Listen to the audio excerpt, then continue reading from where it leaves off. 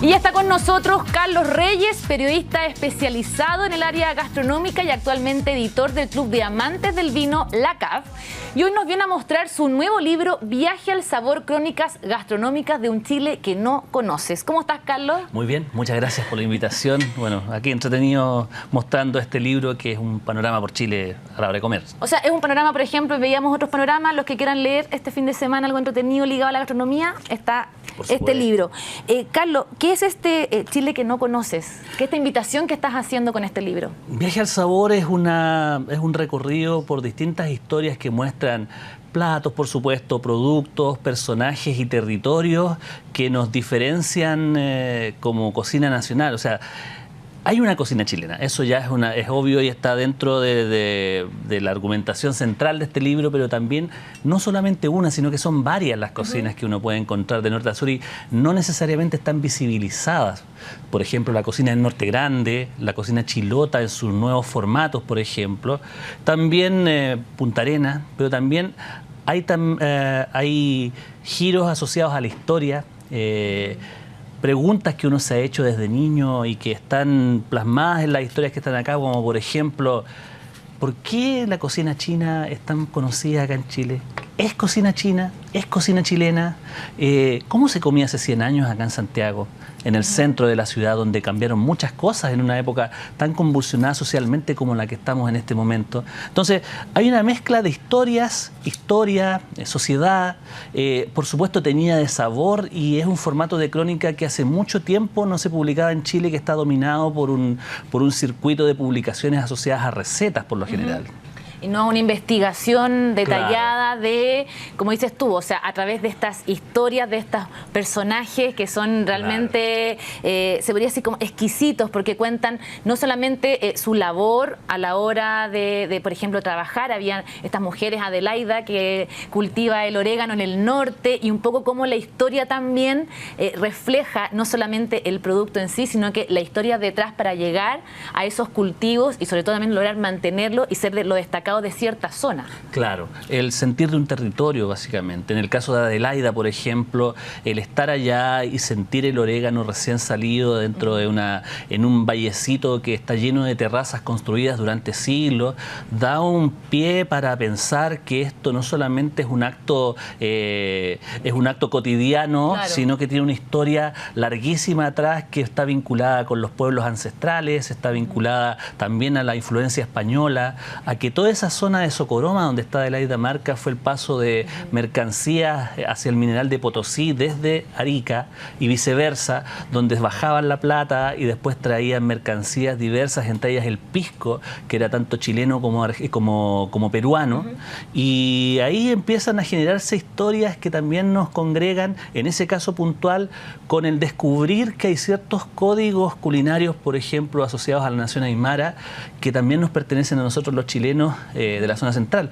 Hay un centralismo implícito en nuestra creencia de que la cocina chilena solamente son las cazuelas, el pastel de choclo, el arrollado, lo que se ve para el 18, que también corresponde a una cocina urbana. Entonces, ahí hay que poner un contrapunto, y ese contrapunto tiene que ver con mostrar una territorialidad distinta, territorios, lugares diferentes, donde la cocina, por supuesto, se expresa de una manera evidente. Y donde, por supuesto, hay ciertas zonas donde los productos eran otros. No es lo mismo que no hay en la zona central, por ejemplo, y buscaban otra forma de hacer un equilibrio alimenticio también. Por ejemplo, hablamos los mapuches en el sur, ellos a través, por ejemplo, los piñones, etcétera, buscaban cierto equilibrio de ciertas proteínas que no les daban, por ejemplo, de repente otros productos, otros carbohidratos, por ejemplo. O sea, hay un tema también de generar su propia cocina para bien sustentarse ellos, y eso también es propio. Claro, es propio. La cocina de los pueblos originarios, en este caso mapuche, tiene evidentemente una raíz propia de su cultura, de sus formas de ver el mundo, asociadas a un pueblo seminómada en sus inicios, a la llegada de los españoles, que cultivaban también algunas cosas, pero no tantas. Pero el contacto con los españoles durante más de 250 años que tuvieron como nación independiente después después de la llegada del conquistador, les permitió también interactuar, cambiar la quinoa por el trigo, por ejemplo, incorporar la carne de vacuno, la carne de caballo, la carne de chancho, para poder también mostrar también una cultura propia con estos elementos que se fueron agregando a su cultura. Pero también hay lugares donde la influencia de esta cocina de la zona central también viaja. En el caso de la cocina magallánica, donde aparte encuentro... Donde están las mejores empanadas de pino según tú. Por lo menos las de Magallanes están en este bar que está metido en el viaje al sabor. Entonces, sí. Pero también hay elementos que nos dan a conocer ciertos rasgos de cocina de frontera, que tiene influencias, porque esa empanada es chiquitita, no es tan como las grandes empanadas que uno ve en la zona central, es chiquitita, es compacta, está hecha con una harina que se importa desde Argentina porque no llegan los productos. Entonces, y da cuenta de una realidad. Y da cuenta de una realidad social, pero también da cuenta de una Punta Arenas que está muy y profundamente influenciada por la cocina chilota, por la cultura chilota. Hago un homenaje implícito también a la epopeya de la goleta Angamos, que es un viaje milagroso. Ojalá que algún día hagan una película con eso, porque es realmente muy interesante cómo se llega y se hace soberanía en ese territorio.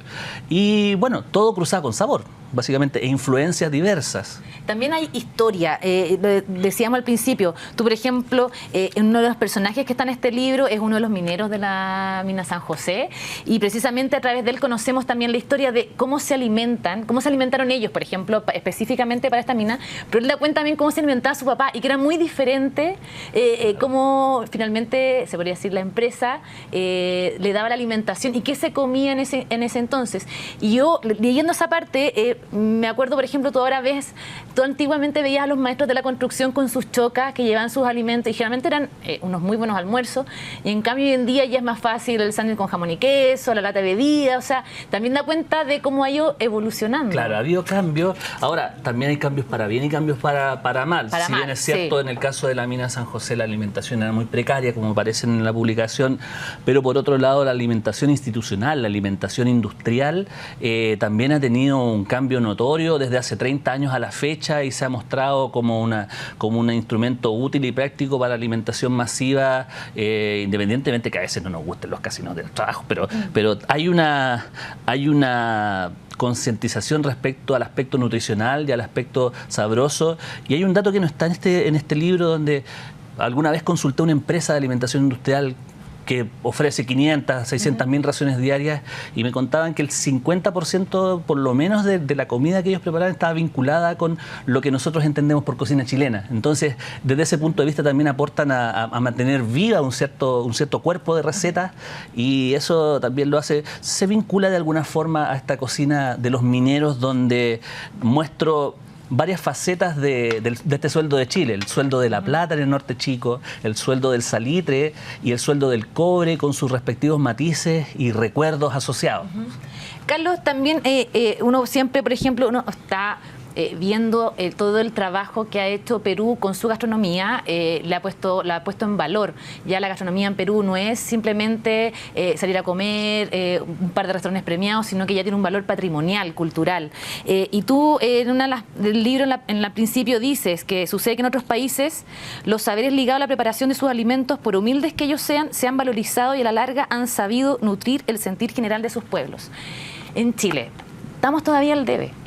Yo creo que sí, pero hemos ido avanzando a un paso bien vertiginoso en relación a otras épocas. O sea, yo no me refiero solamente a Perú, me refiero a México, me refiero a Francia, a Italia, que han logrado de alguna forma influir con su ideario gastronómico a otras culturas, porque su comida es rica, porque también la rescataron de una cocina campesina, de una cocina de pobre, de necesidades en todos esos aspectos. Pero también, y en el caso puntual de Perú, hay un fuerte apoyo de la institucionalidad pública, del Estado.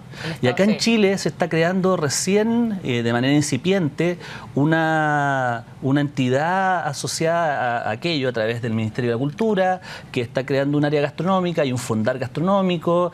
A la chilena se está creando una institucionalidad, y de hecho la semana pasada hubo un congreso de patrimonio alimentario donde participé, y ahí también se empezaron a conocer. Nos empezamos a conocer. Este es un proceso que recién está empezando, no sabemos en qué va a terminar, pero sí hay una reacción frente a eso, porque la importancia del patrimonio alimentario tiene vínculos económicos, tiene vínculos sociales, tiene vínculos de proyección de una cultura criolla en sus distintos territorios.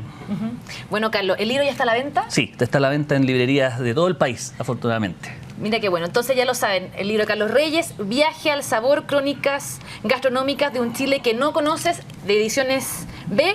Ahí está la invitación para que vaya a la librería, lo compre y conozca de toda esta cocina múltiple chilena. No es una sola, tenemos muchas cocinas en nuestro país. Así que muchas gracias, Carlos, y éxito por este libro. Muchísimas gracias, pues.